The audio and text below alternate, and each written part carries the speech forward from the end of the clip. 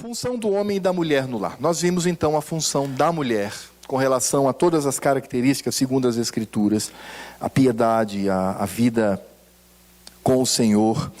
E agora nós vamos entender um pouquinho sobre o papel do homem. E aí, meus irmãos, vem o nó górdio, vem o ponto muito importante para pensarmos. Porque toda esta situação da mulher depende de nós homens. E nós precisamos entender isso com muita clareza.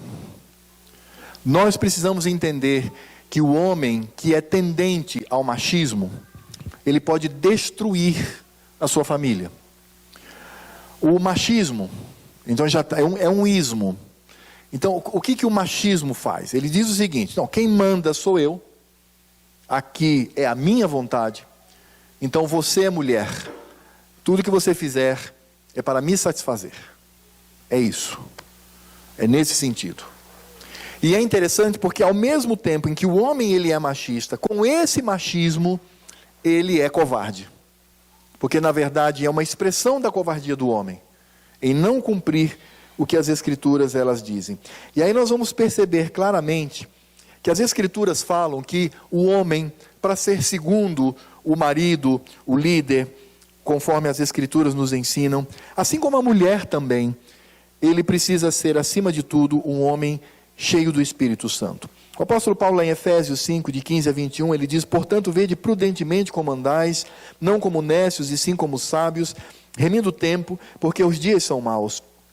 Por esta razão, não vos torneis insensatos, mas procurai compreender qual a vontade do Senhor.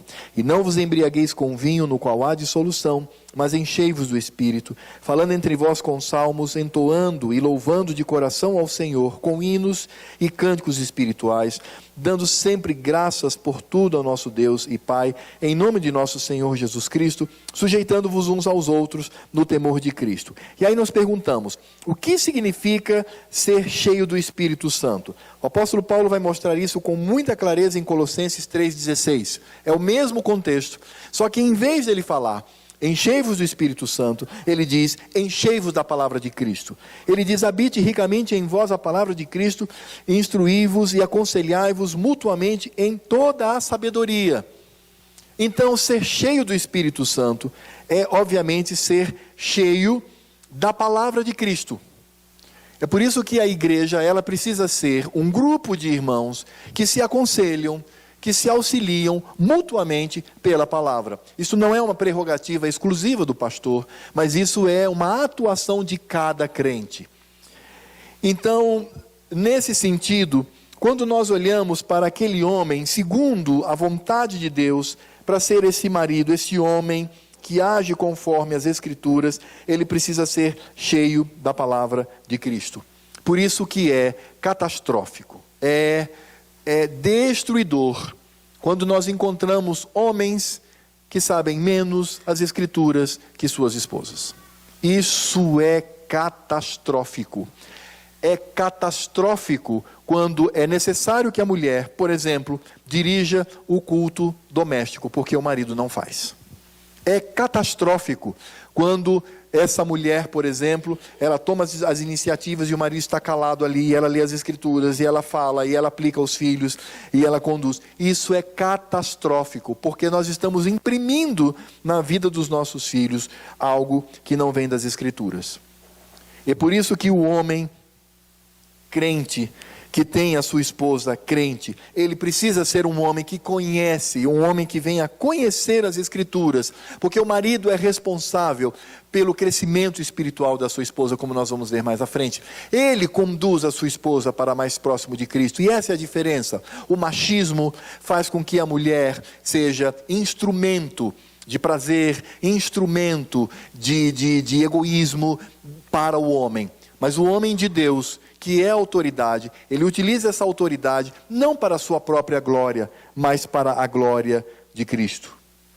E nesse sentido nós precisamos entender claramente que essa posição do homem como líder e da mulher como submissa, o apóstolo Paulo utiliza isso, utilizando o argumento da criação.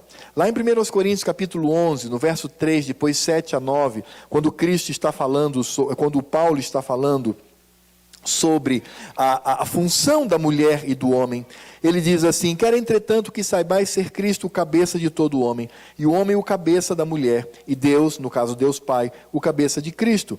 Depois ele diz, porque na verdade o homem não deve cobrir a cabeça, aí eu coloquei aí, colocar algum tipo de símbolo de submissão, por ser ele a imagem e glória de Deus. O homem é imagem e glória de Deus, mas a mulher é glória do homem. Porque o homem não foi feito da mulher, e sim a mulher do homem. Porque também o homem não foi criado por causa da mulher, e sim a mulher por causa do homem. Então as mulheres são a glória do homem, como o homem é a glória de Deus. Esse é o aspecto funcional. E é óbvio que isso não transforma a mulher num ser inferior. Porque em Cristo somos iguais. Homem e mulher diante de Cristo e pela redenção somos iguais. Deus não faz acepção de pessoas. Assim como Deus Filho, Ele é Deus tanto quanto Deus Pai, em nada inferior. Assim como o Espírito Santo também é Deus, em nada inferior. Mas quando nós olhamos a funcionalidade, a economia, a palavra economia aqui não está sendo dita no sentido de dinheiro, de cifra, mas está sendo dito aqui no sentido de as leis que regem a casa, o lar. Nesse sentido, há diferença, assim como o Filho, Deus Filho, se submete a Deus Pai, que é o princípio. E aí nós vemos então o desenvolvimento de Paulo quando diz Deus Pai sobre Deus Filho, que está sobre o homem e que está sobre a mulher. Então isso deve ser observado. Mas o apóstolo Paulo ele não utiliza apenas o argumento da criação, mas ele também utiliza, por exemplo, o argumento da queda. Em 1 Timóteo 2, de 9 a 14, mostrando a autoridade do homem, ele diz assim: da mesma sorte que as mulheres em traje decente se ataviem com modéstia e bom senso, não com cabeleira frisada e com ouro ou pérolas ou vestuário dispendioso, porém com boas obras, que é próprio às mulheres que professam ser piedosas. A mulher aprenda em silêncio, com toda a submissão, e não permito que a mulher ensine nem exerça a autoridade de homem. Ou seja, nós não podemos inverter esse princípio, não podemos inverter as funções. Esteja, porém, em silêncio. Aí olha só o argumento, porque primeiro foi formado Adão, depois Eva, e Adão não foi iludido, mas a mulher, sendo enganada, caiu em transgressão.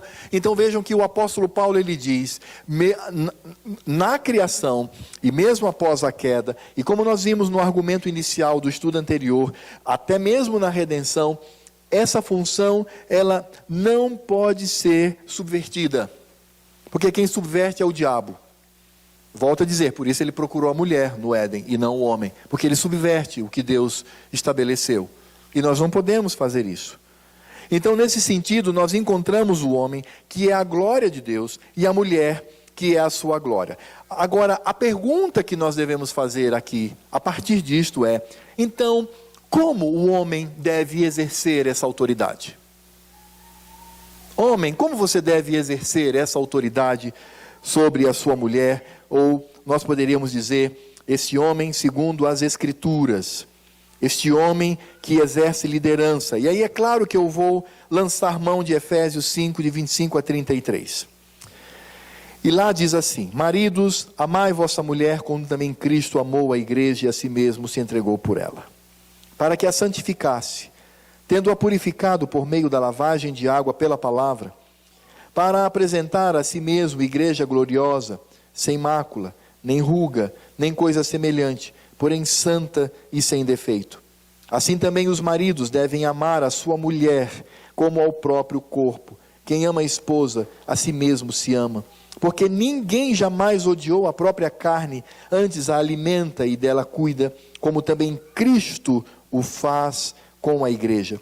Porque somos membros do seu corpo. Eis porque deixará o homem a seu pai e a sua mãe, exclusividade, e se unirá à sua mulher, pactualidade, e se tornarão os dois uma só carne, intimidade.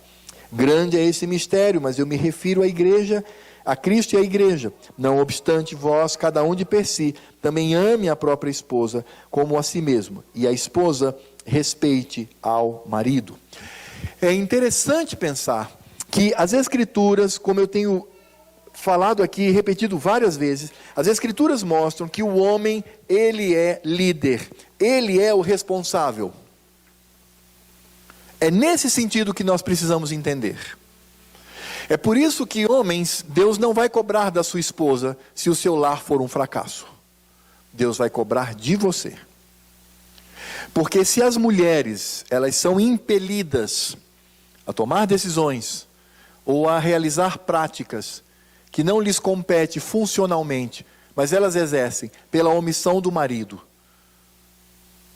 nós somos responsáveis. E nós estamos conduzindo as nossas mulheres ao pecado.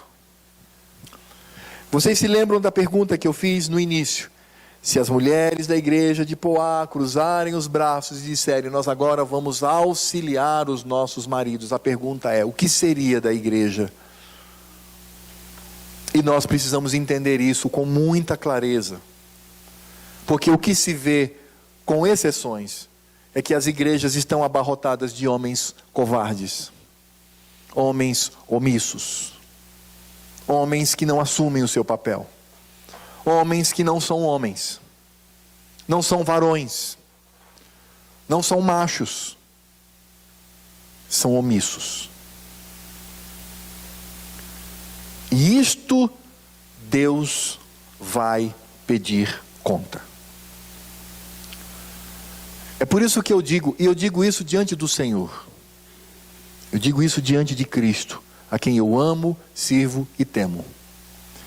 Se eu tivesse a opção, em algum lugar da vida, e eu não sei qual, antes de vir a esse mundo, de optar, você, Alfredo, gostaria de ir mulher ou homem? Eu responderia, sem nenhum problema, mulher.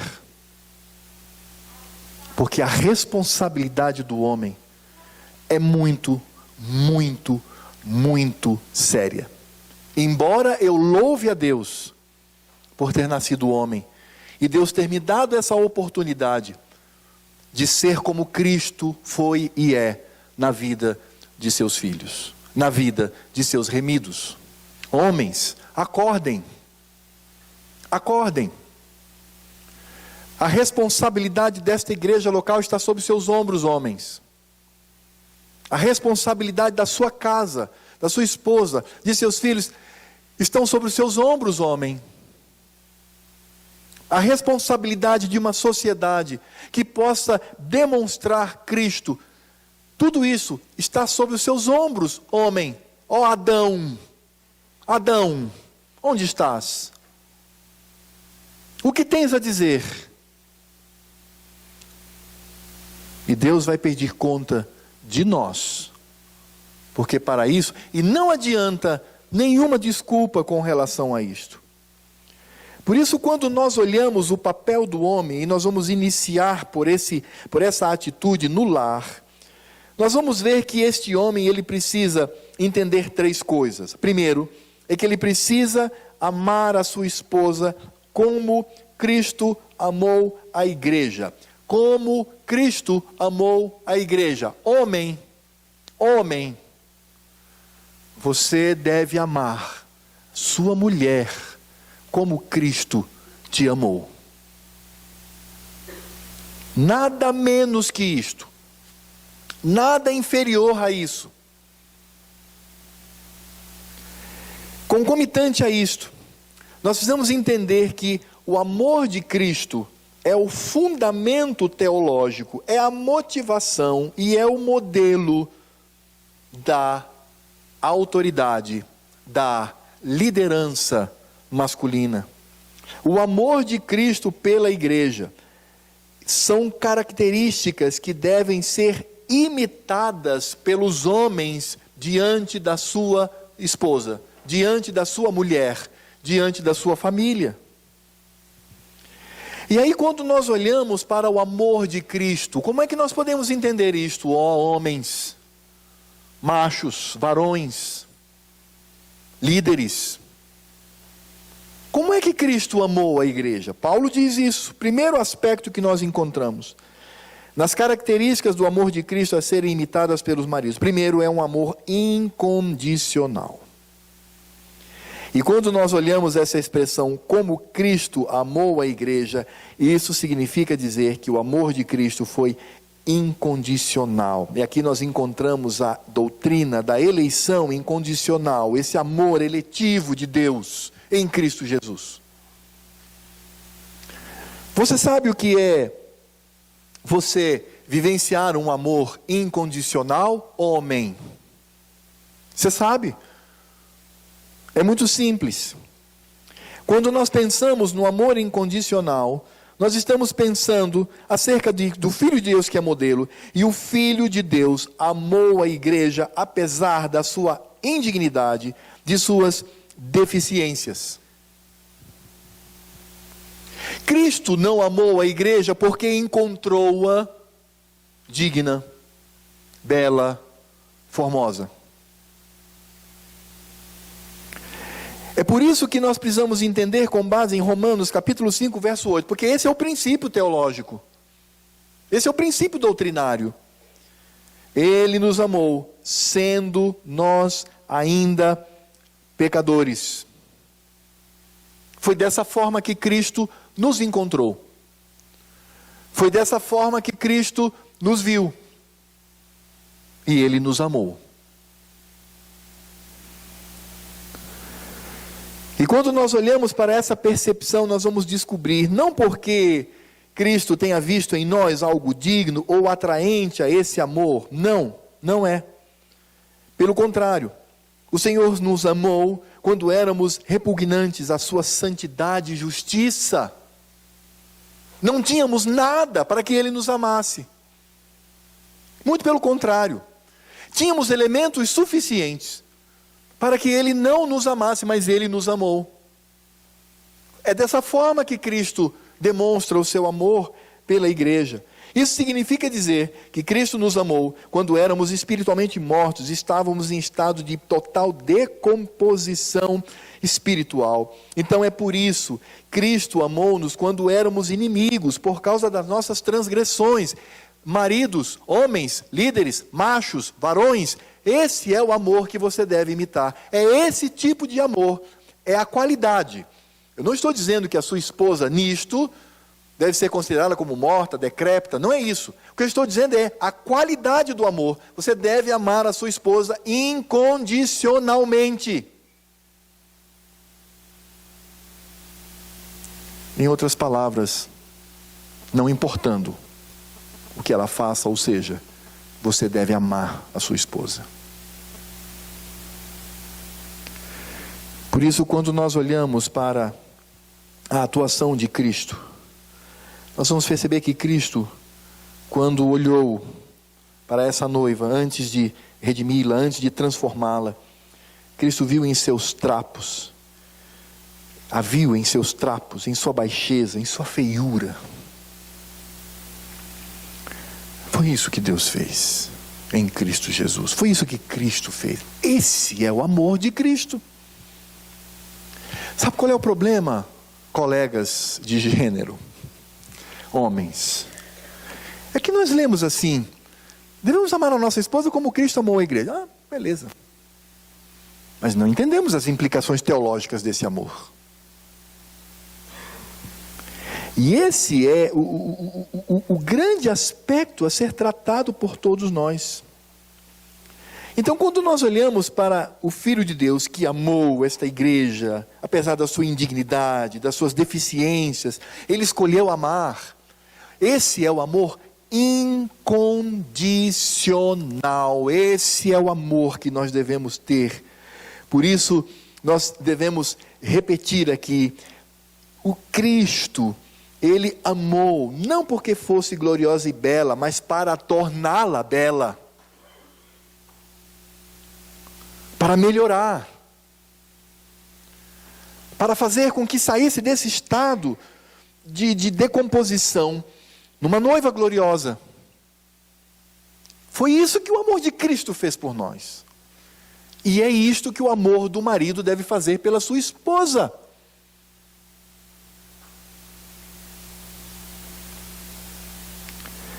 isso, eu vou usar uma frase aqui bastante complicada, mas é isso mesmo. Devemos amar a nossa esposa incondicionalmente, apesar dos defeitos dela. Porque o amor machista, ele é egoísta. Tem que haver retorno para ele. Se não houver retorno, é mau negócio. O amor incondicional ama sob qualquer circunstância. Eu lembro certa vez quando um casal, noivos, estávamos num dos nossos aconselhamentos. O pastor tem dessas coisas mesmo. E aí eu perguntei para o rapaz assim: você ama essa jovem? Amo, pastor, claro. Ama mesmo? Amo. Você está disposto a, no futuro, descobrir que ela te traiu com outro homem, foi para os braços de outro homem, cometer adultério, te afrontar, colocar um estranho? Você está disposto a perdoá-la, amá-la e seguir em frente?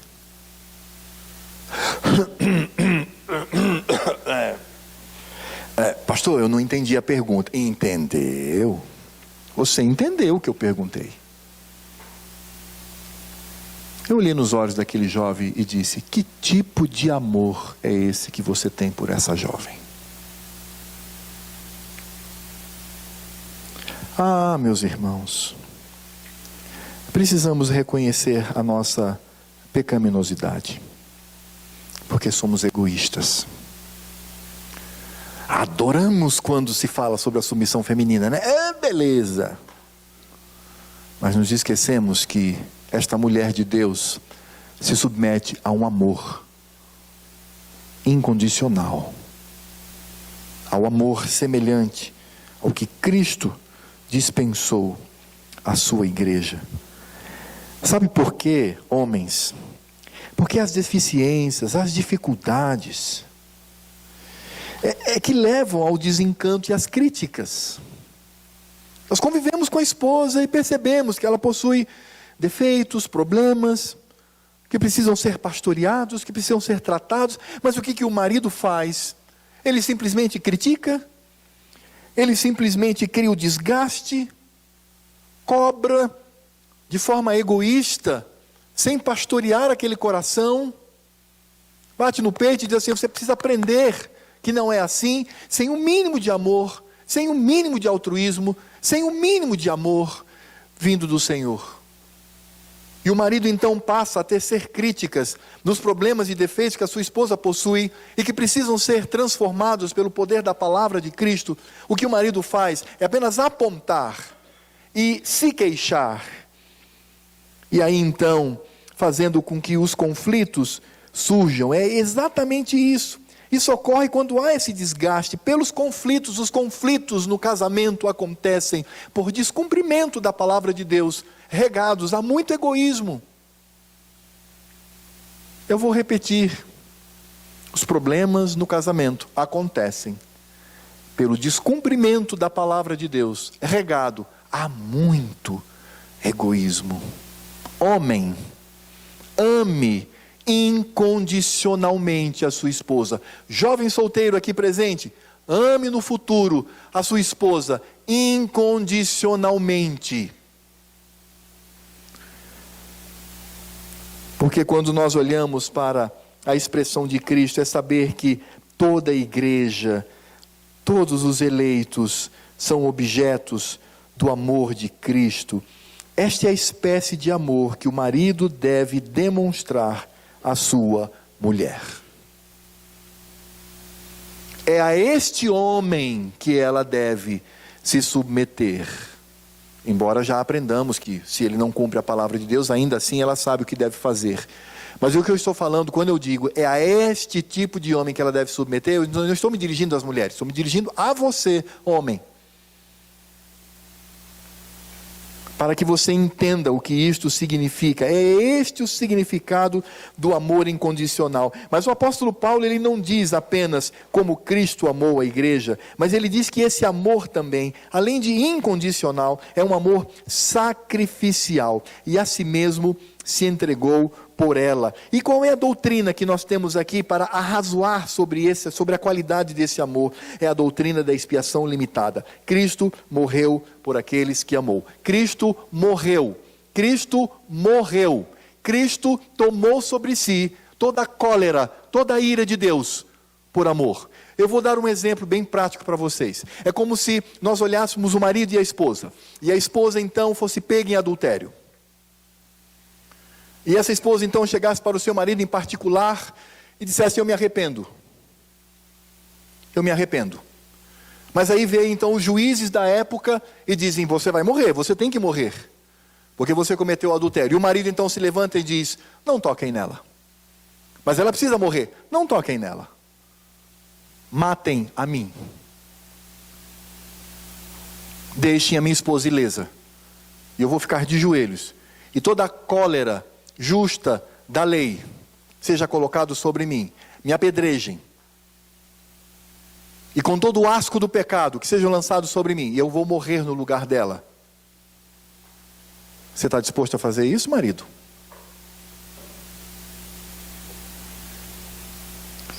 É por isso que nós entendemos que a paixão é egoísta. Paixão é egoísta, só pensa em mim, é o que eu sinto. Você sabe qual é a frase mais popular do egoísmo? É essa, abre aspas: eu mereço ser feliz, fecha aspas. Essa frasezinha é o que tem destruído casamentos que se afastam da palavra do Senhor. É claro que quando nós olhamos para este amor, precisamos teologicamente adequar a afirmação. É claro que não há valor redentivo, não é o valor redentivo da cruz. Nós não temos essa capacidade e nem poderíamos. O que nós estamos falando aqui é o elemento sacrificial. É eu estar disposto. Agora, e nesse sentido, não é apenas se sacrificar em situações críticas. Sabe por quê? Porque se eu chegasse para qualquer marido aqui e dissesse assim: olha, você está numa rua, vem um cara, um assaltante. E aí ele eu vou matar alguém, estou com vontade de matar um de vocês aí. E você pegar a sua esposa, colocar atrás de vocês e dizer assim: não, mate a mim. Ou então você simplesmente dar a sua vida numa situação crítica, num acidente, num fogo, num incêndio, para salvar a sua esposa, salvar os seus filhos. Não. Eu não estou falando apenas nesse ponto. Sabe por quê? Porque esse acontecimento talvez nunca ocorra. Você nunca talvez passe por uma situação como esta. Nesses momentos é fácil dizer: eu morro por ela. É fácil. Até porque a gente sempre espera que nunca aconteça. Mas se acontecer, eu estou disposto. Não. O que eu estou falando é se sacrificar diariamente nas mínimas coisas. Sabe o que é amor sacrificial, homem? É abrir mão de direitos particulares, é abrir mão do seu tempo de lazer, é abrir mão, muitas vezes, do seu descanso, é abrir mão do seu gosto pessoal, por amor à sua esposa. Aquela pescaria fantástica, não é?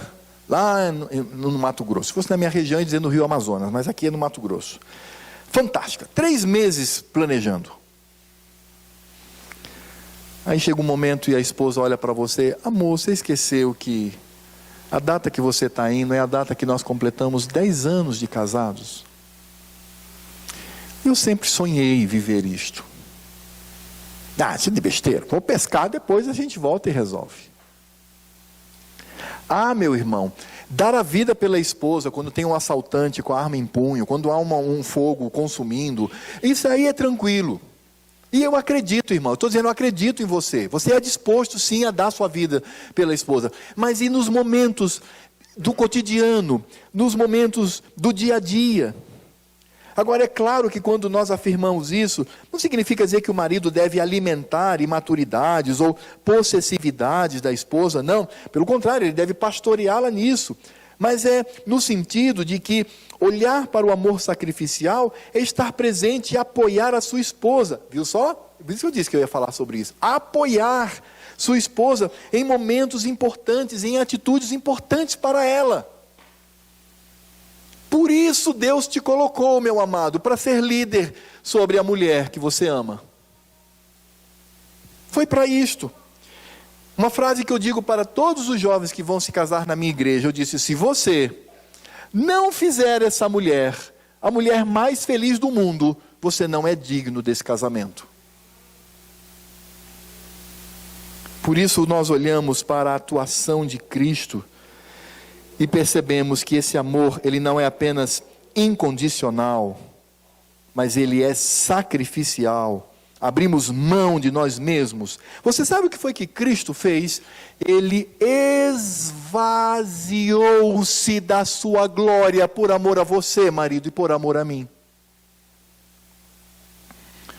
Esvaziar-se da sua glória é eternamente mais importante do que uma pescaria, do que um jogo de futebol, do que um jornal, do que sei lá o quê. Se nós não temos o desejo de fazer com que a nossa esposa seja a mulher mais feliz do mundo, não somos dignos deste casamento. Não somos. É por isso que Paulo, quando fala sobre esse amor incondicional e esse amor sacrificial, ele também diz: homens, varões, machos aqui presentes, diz que esse amor também é santificador. Paulo diz: para que a santificasse, para apresentar a si mesmo santa e sem defeito. Sabe qual é a doutrina que está por trás disso? É a doutrina da santificação. Sabe quem Deus colocou na vida da sua esposa para que ela seja conduzida com amor e segurança a uma proximidade maior com Deus, a uma intimidade com Cristo, a uma vida de santidade? Foi você, marido. Não foi o pastor, não foi o conselho, não foi o professor da escola dominical, foi você, marido. Por isso você precisa estudar as Escrituras, você precisa conhecer a doutrina, você precisa conhecer a Cristo e conduzir a sua esposa amorosamente a ser uma mulher que esteja próxima e que ame a Cristo. Você não se casou para ter quem cozinhe para você, você não se casou para ter casa limpa, isso não é prioridade, embora faça parte. Mas não é isto. Você se casou para conduzir a sua esposa a uma melhora constante na sua vida espiritual. Agora, é nesse sentido que nós entendemos que Cristo age para sermos como Ele é. Assim, nesse sentido, nós precisamos entender que o marido cultiva pela esposa um amor que promove a santificação. Marido, quanto tempo você tem de casado? Você tem o quê? 1 ano? 10 anos? Você tem 30 anos de casado, não é, marido? Não é homem, não é varão. Qual a sua participação para a melhoria espiritual da sua esposa no convívio com você? Hein, marido? Ou isso é coisa para o pastor, para os professores e para a igreja? Por isso, quando nós olhamos para este marido que deve promover a santificação, como fazer isto? Em primeiro lugar, como líder espiritual do lar.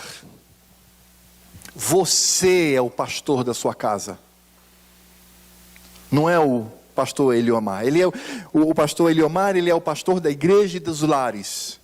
Mas o pastor da sua esposa é você. É você que tem que ser o primeiro a pastoreá-la com as Escrituras, a chamá-la com amor, a conduzi-la segura, num caminho de santificação, num caminho de conhecer a Cristo. A sua esposa precisa dizer assim: ó Senhor, muito obrigado, porque tu me tens dado um homem, que na sua humildade, no seu amor, na sua entrega, tem me conduzido mais e mais para próximo de ti, meu Senhor. Obrigado por este homem. Mas é interessante pensar, interessante como modo de dizer, é que há muitos maridos que pioram a vida espiritual da sua esposa. Não dirige culto doméstico, não ensina sua esposa a Bíblia, não lhe conduz pela sã doutrina, não faz nada para que ela possa ter uma vida mais próxima do Senhor. Isso é coisa do pastor, é problema dele. Isso é coisa dos presbíteros, isso é coisa deles. Isso é coisa do professor, isso é coisa dele. Até do pastor que vem lá de longe, isso é problema dele. Não. É seu. Você quer saber de uma coisa? Preste atenção no que eu vou dizer. Você acha que Deus, no trato direto com a sua esposa, Deus vai cobrar dos pastores porque a sua esposa, que estava ao seu lado, não obteve o crescimento espiritual, não obteve uma vida de santificação, não que você a santifique no sentido de exercer poder para isso sobre ela, mas conduzi-la cada vez mais a Cristo. Você acha que o Senhor Deus vai em primeiro lugar cobrar do conselho da igreja? Vai cobrar em primeiro lugar do pastor? Não, meu irmão, não, meu colega de gênero, não, marido, é você. A nossa esposa, ela tem várias frases a serem utilizadas com relação à convivência conosco, mas a mais prazerosa e a mais desejada é: Senhor, obrigado pela vida do meu marido. Como eu melhorei a minha vida com o Senhor. Por isso, a autoridade do homem se exerce por meio do amor. É interessante pensar que Paulo está falando isso numa época em que as mulheres eram objeto e que os homens podiam fazer dela o que bem entendessem. Podiam matá-la, podiam aleijá-las, podiam desprezá-las, podiam repudiá-las. É nessa época que Paulo diz: maridos, não é o que o mundo faz, não é o que o mundo ensina. Então o que devemos fazer? Ame a sua esposa como Cristo ama a igreja. Meus irmãos, isso deve fazer com que você e eu tremamos na presença do Senhor. Porque você imagina o que é amar a esposa como Cristo ama a igreja. Nada menor que isto. Mas além de tudo, a palavra de Deus, a partir do apóstolo Paulo, diz que o marido também deve ser provedor. Esse amor não é apenas incondicional, sacrificial, santificador, mas ele é provedor. E o que temos aqui? A doutrina da providência. Alimentar traz o conceito de nutrir, sustentar. É exatamente isso. E é interessante que quando o apóstolo Paulo diz: porque ninguém jamais a odiou, porque ninguém jamais odiou a própria carne, antes a alimenta. Esse tempo verbal, ele fala de um hábito cultivado. Essa provisão que nós temos diante da esposa. Providência não, porque só Deus tem isto, mas aponta para isto. Então essa provisão nossa deve ser um ato de amor. E por quê? Porque nesse sentido nós encontramos Cristo como cabeça da igreja. É Cristo que sustenta. É por isso que a Bíblia diz: Cristo é o seu cabeça, marido, e você é a cabeça da sua esposa. Porque essa expressão é uma expressão tão clara, no sentido de que o Senhor como cabeça é aquele que nutre. Aliás, me permitam apenas uma observação. Quando nós olhamos essa expressão como cabeça de sua igreja, Cristo a sustenta e nutre, é porque para os gregos, vou ler apenas a frase aqui, para os gregos, segundo a anatomia de Heródoto, a cabeça comandava e supria cada órgão, cada membro do corpo, transmitindo-lhe vitalidade e unidade orgânica, e o corpo, em obediência à cabeça, e suprido por esse influxo vital e unificador, trabalhava harmoniosamente. É exatamente isto que o Senhor está dizendo. Nós precisamos ser o quê? Sustentadores, provedores do lar. Agora, não restrinja isso ao dinheiro, não restrinja isso aos bens materiais. Você sabia que há muito marido que adoece a esposa? Você sabia que há muito marido que mata a esposa, não com uma arma, mas numa convivência infernal? tornando-a mulheres infelizes, mulheres que não conseguem experimentar na vida esse amor como o amor de Cristo. É por isso que, nesse sentido, nós entendemos que nós, como crentes, devemos ser provedor. Mas Paulo não termina ainda aí, não. Ele fala que esse amor também precisa ser afetuoso, quando ele diz, e dela cuida. É interessante porque a palavra utilizada por Paulo, cuida, cuidar, traz o sentido de acariciar, de mostrar afeição, de mostrar carinho, de mostrar respeito, de valorizar. Essa é uma expressão que era extremamente utilizada para aquecer carinhosamente.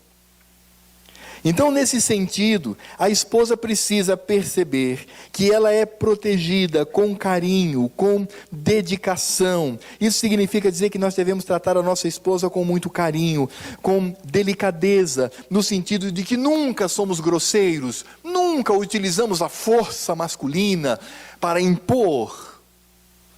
Mas ela precisa ser abraçada. As esposas não devem se sentir mandadas. Elas precisam se sentir abraçadas pelo seu marido. É por isso que o apóstolo Paulo nos ensina que esse amor é incondicional, é sacrificial, é provedor, é afetuoso. E aí, nesse sentido, concluindo o que Paulo diz aqui em Efésios, nós vamos descobrir que a natureza do casamento, qual é? Já vimos isso, a exclusividade, a pactualidade e a intimidade. E nesse aspecto, nós precisamos entender os pontos essenciais do papel de cada um. Amor da parte do homem, respeito da parte da mulher. E é óbvio que isso ocorre com um homem cheio do Espírito Santo, cheio da palavra, cheio de piedade. Mas é importante dizer também que este princípio não acontece apenas em casa, mas ele deve se acontecer na igreja, ele deve acontecer na sociedade. Nós, homens, precisamos agir mostrando esta autoridade que não vem de mim, não vem do vozeirão, não vem do grito, não vem da ameaça, mas vem de Cristo. É a autoridade doce, cheia de misericórdia e de carinho de um homem que faz da sua mulher uma pessoa feliz. Porque se você não tem feito isto na vida da sua esposa, e você deve perguntar assim, pastor, mas eu não sei se eu faço. Sabe? Chegue em casa hoje, chame sua esposa no quarto, só os dois a sós, e pergunte para ela nos olhos, diga, amor, seja sincera. Eu tenho sido este homem, segundo as Escrituras, e prepare-se para a resposta. Tenha coragem de fazer isto. Eu fiz isso com a minha esposa há 22 anos. Eu fiz isto com ela. E a resposta dela, sabe qual foi? Eu, pastor, na igreja. Sabe qual foi a resposta dela? Ela disse, infelizmente não, amor. E eu fui tomado por um quebrantamento tão forte, um dos mais fortes da minha vida. E eu chorei incontrolavelmente diante do meu Senhor. E eu prometi, não a ela, mas a Cristo. Eu disse, Senhor, eu vou melhorar pelas tuas misericórdias. Eu não quero que a minha esposa viva isto. E eu não gritava, nunca gritei com ela, nunca peguei no braço dela forte. Não. É muito importante que tenhamos esta convicção. É por isso que, quando nós afirmamos que os homens são acovardados, são omissos, são frouxos, são egoístas, é esse tipo de homem que as mulheres devem se submeter, sendo mulheres de Deus. Vocês não imaginam um homem como isso é tenebroso, como isso é doloroso para as nossas mulheres, elas afirmarem, meu Deus, por obediência a ti, eu vou me submeter a este homem. Melhore a qualidade da sua vida com a sua esposa. Trate-a com dignidade. Trate-a com respeito. Trate-a com amor. Maridos, amai as vossas esposas, assim como Cristo amou a igreja. Agora, para que isso aconteça, é necessário que o marido, ele se aperceba do amor de Cristo para com a vida dele. E ele só vai se aperceber do amor de Cristo para com a vida dele, se ele estiver próximo ao Senhor Jesus, a partir da sua palavra, a partir do seu evangelho. Maridos, sabe por que casamentos são destruídos? Maridos, sabe por que a vida da esposa é um inferno? Maridos, sabe por que muitas vezes a qualidade espiritual da vida dela rua e cai por terra? Porque você não tem sido o marido segundo as Escrituras. E se você quer saber se você tem sido esse esposo, chame a sua esposa hoje, no íntimo do seu quarto, olhe nos olhos dela, pegue nas mãos dela e diga: amor, fale. Eu tenho sido pastor, eu tenho contribuído para a melhora da sua vida espiritual, eu tenho te conduzido mais próximo a Cristo. Fale. E esteja disposto a pedir perdão a ela, a pedir perdão ao Senhor e mudar. Não estamos aqui para apenas atirar flechas. Nós estamos aqui também para apontar, não eu.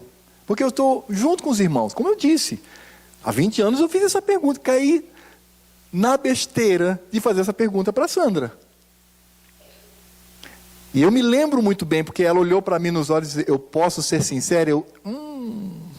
Aí pronto. Eu posso ser? Pode, amor. Já que ele pode meio frouxo, né? Meio desenchavido. Pode, amor. Ela só respondeu assim: não tem sido, amor. Aí eu chorei.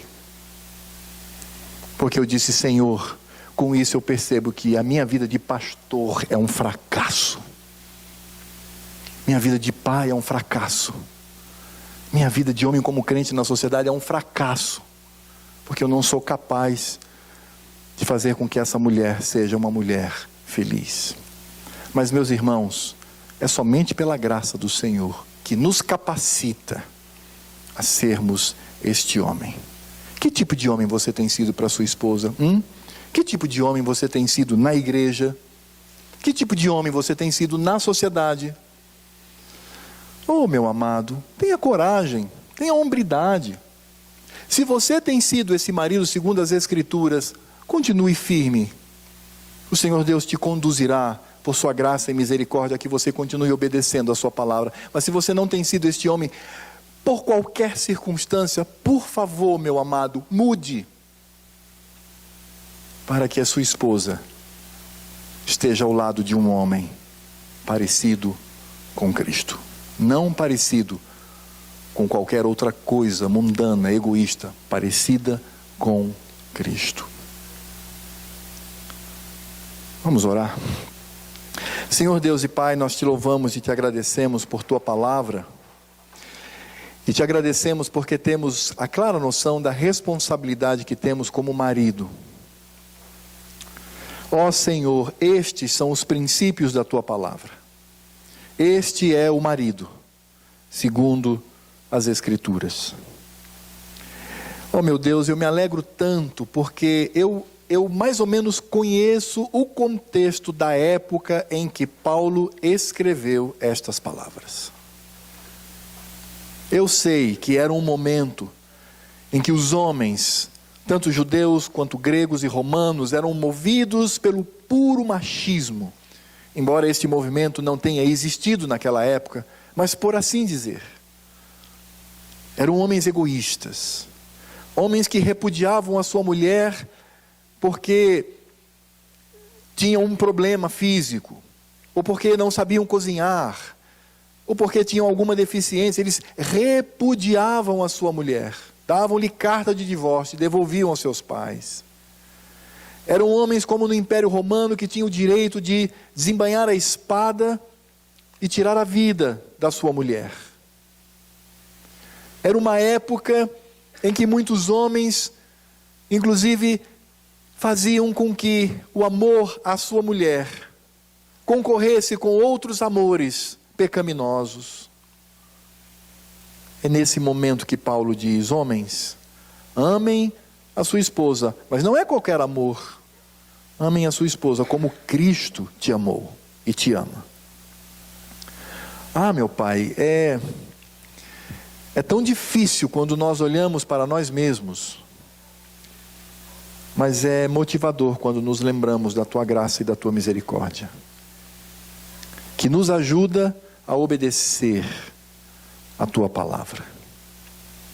Ó Senhor, restaura a nossa casa, restaura o nosso lar, restaura o nosso relacionamento, que não seja mais dissimulado, que não seja mais faz de conta, que não seja mais fingimento, mas que sejamos maridos, que venhamos a provisionar a nossa casa, não apenas com o alimento, não apenas com o dinheiro, mas com uma vida espiritual saudável. Que a nossa esposa olhe para nós e diga: ele verdadeiramente é um pastor na minha vida, verdadeiramente ele é um cuidador da minha vida, verdadeiramente ele é um amante na minha vida, verdadeiramente ele é um homem de verdade, me conduzindo com segurança. Por favor, meu Pai, ajuda-nos, a mim e aos meus irmãos, aos meus colegas maridos, a serem este homem segundo a Tua palavra, porque somente assim a nossa casa progredirá, a nossa igreja progredirá, com homens que não são mais omissos nem egoístas, mas que estão prontos a assumir a liderança da igreja em todas as suas áreas. Somente assim poderemos influenciar, ou pelo menos ser modelo numa sociedade tão cheia de pecado. É o que nós te pedimos em nome do Senhor Jesus. Amém.